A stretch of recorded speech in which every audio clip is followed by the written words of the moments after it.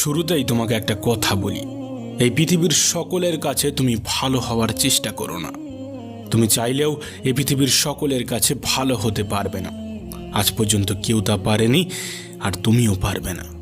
যদি সৎ হতে হয়, যদি ভালো হতেই হয়, তাহলে নিজের কাছে হও, নিজের পিতামাতার কাছে হও।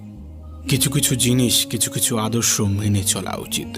তার মধ্যে একটি আদর্শ হলো বন্ধুদের সাথে কখনো বিশ্বাসঘাতকতা করবে না। শুধু তাই নয়, বিশ্বাসঘাতকের সাথেও কখনো বন্ধুত্ব করবে না। নিজের মধ্যে একটা জিনিস থাকা খুবই প্রয়োজন, খুবই জরুরি, আর তা হলো সৎ সাহস। যদি ভুলকে ভুল এবং ঠিককে ঠিক বলার সাহস তোমার মধ্যে না থাকে, তাহলে তোমার মধ্যে সৎ সাহস এবং ক্ষমতা কোনোটাই নেই। তোমার সাথে তোমার রবের সম্পর্ক সব থেকে বেশি গভীর হওয়া উচিত। এই পৃথিবীতে এমন একটা সম্পর্ক থাকা অত্যন্ত জরুরি, যার সাথে